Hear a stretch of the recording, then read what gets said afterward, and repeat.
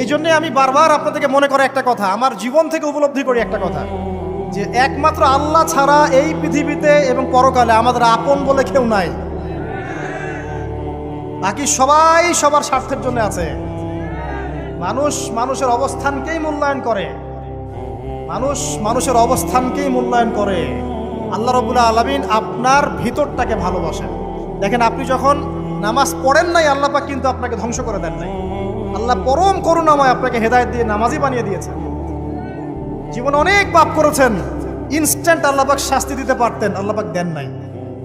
আল্লাহ আপনাকে ভালোবাসেন, আল্লাহ আমাকে ভালোবাসেন।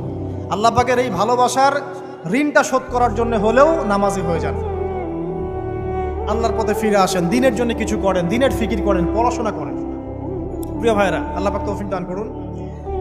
দেখুন, এই রিবা থেকে দূরে থাকার জন্য একটা হাদিস যথেষ্ট, যে 4 শ্রেণীর মানুষকে আল্লাহ রাসূল